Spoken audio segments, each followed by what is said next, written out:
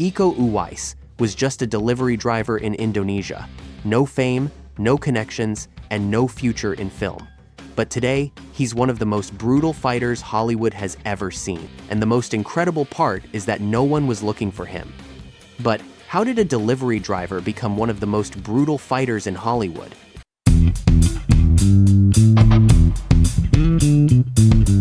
Iko Uwais began training in pencak silat at the age of 10, the traditional Indonesian martial art, under the guidance of his grandfather, Achmad Bunawar, a silat master and founder of a school of the art. Iko didn't go to university. While his siblings followed an academic path, he chose the dojo. In 2005, he became national champion in the silat demonstration category. He was the best in Indonesia. The problem was that no one outside his country knew that Indonesia had martial artists at that level, and even less that there was a 22-year-old who moved his body as if his bones were made of water. With no artistic career in sight, Iko did what he had to do. Before becoming an actor, he worked as a delivery driver for a telecommunications company. He delivered packages through the streets of Jakarta. The national silat champion was riding a delivery bike. But how did Iko Uwais go from delivery driver to a global icon of action cinema?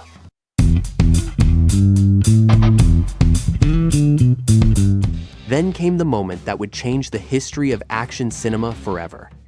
Welsh director Gareth Evans arrived in Indonesia to film a documentary about pencak silat, as his wife had suggested. It was there that he met Iko Uwais, a silat practitioner who at the time was working as a delivery driver for a telecommunications company in Jakarta.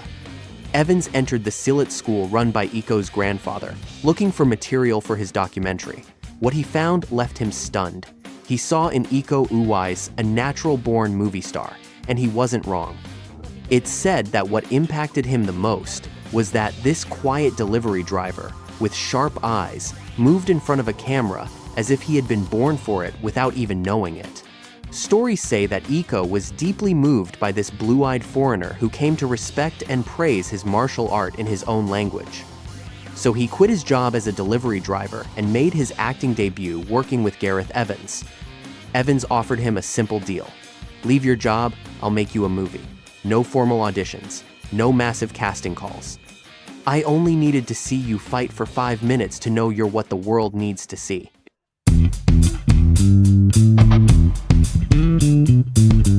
His cinematic debut came with Merantau in 2009, a low-budget film shot on real locations in Indonesia with actors most of the world had never seen. The story follows a young man from the countryside who uses his silat martial arts skills to survive human trafficking networks. The film wasn't a massive hit, but within action film circles, it was very well received, even earning recognition at the Action Fest 2010 and the Austin Fantastic Fest 2009. Action choreographers and directors who watched it all said the same thing. That guy is not human. Merantau was largely built as a showcase for pencak silat, designed to put the Indonesian martial art front and center and build an action film around it. It was the world's introduction to silat. But what came next would be something completely unexpected.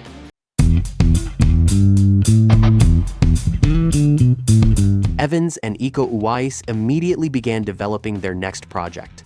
After a year and a half of being rejected in every meeting with investors, the script for Barandal was simply too ambitious and expensive for financiers to approve.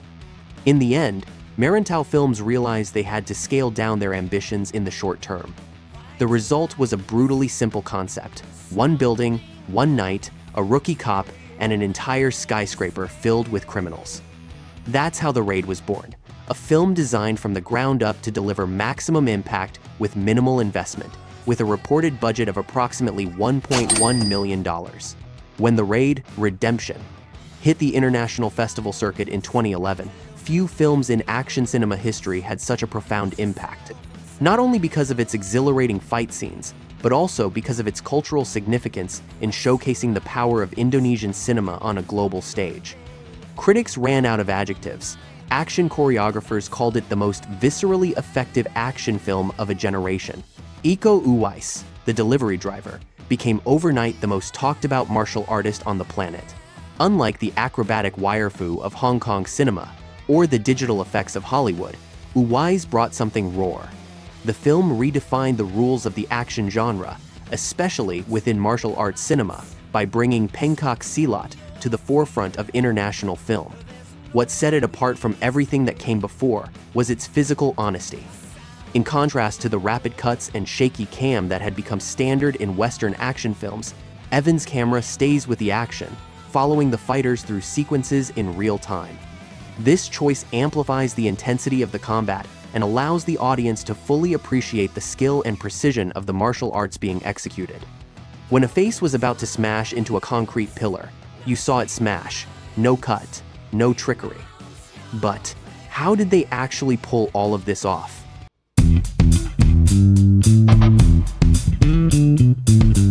To understand why Iko Uwais is different from anything Hollywood had seen before, you have to understand his art.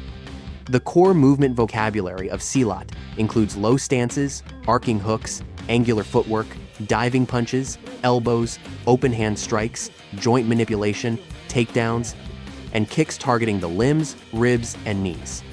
The films showcase silat's signature hip rotation, full body chaining flowing from one strike to the next, and a footwork system built around counterattacks.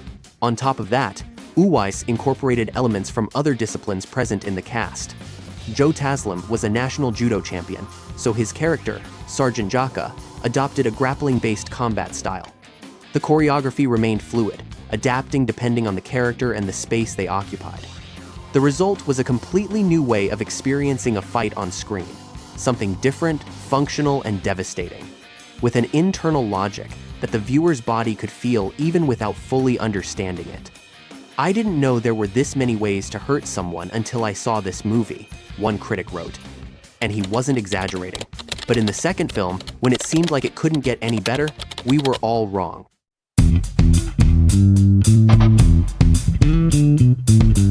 If The Raid was a detonation, the sequel was a sustained 2.5-hour earthquake. The Raid 2 pushed its fight sequences to an even higher level of complexity and authenticity. More characters, more fighting styles, sequences shot across dozens of different locations: the kitchen, the mud, the interior of a moving car. The kitchen fight in The Raid 2 is considered by many critics to be the greatest hand-to-hand combat sequence ever filmed. Not because of visual effects, there are barely any, but because of its physical precision, its spatial awareness, and the controlled brutality with which every movement communicates real consequences. Iko Uwais wasn't just the lead, he was the creative engine behind the action. He developed sequences, trained his co-stars, performed and consulted on camera angles simultaneously. Beyond acting, Iko was deeply involved in stunt coordination and fight choreography, skills refined through years of training in pencak silat. At this point, we can all agree that Iko has talent to spare, but there's just one problem. And yeah, you guessed it. Hollywood, the ultimate talent-destroying machine.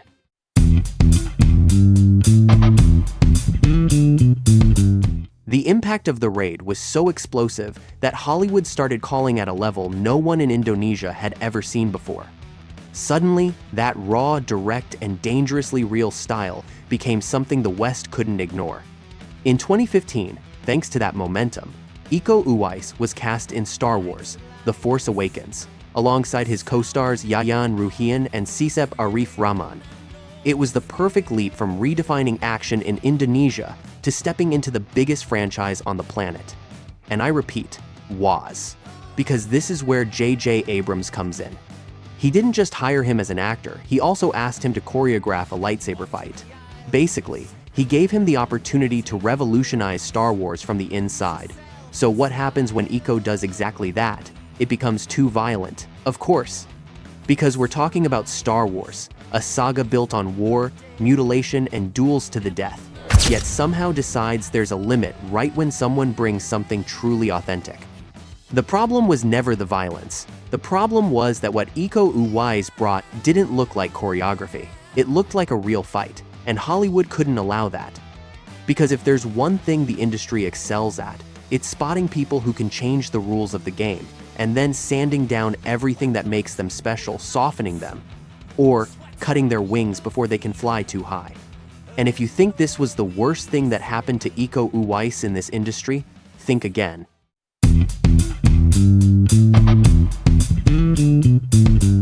Iko Uwais' career in Hollywood continued with roles in high-profile productions.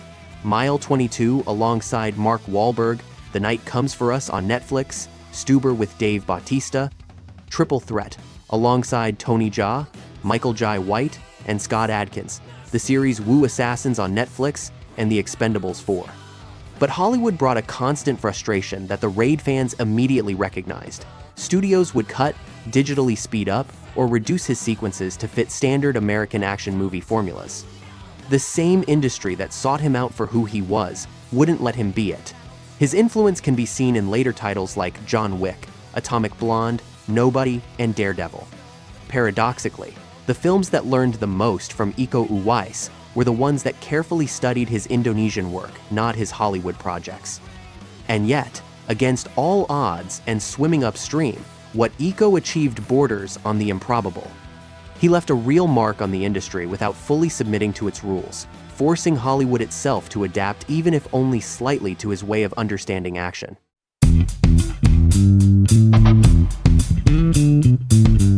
Iko Uwais has become an ambassador of silat and Indonesian culture, bringing global attention to the traditional martial arts of Southeast Asia. His work has inspired a new generation of martial artists and actors. In 2014, he received the Toko Perubahan Republika Award at the Republika Awards ceremony, recognizing his significant cultural impact in promoting Indonesian pencak silat on a global scale through his role in the Raid. And in January 2025, he revealed that he had founded a film production company called Uwais Pictures.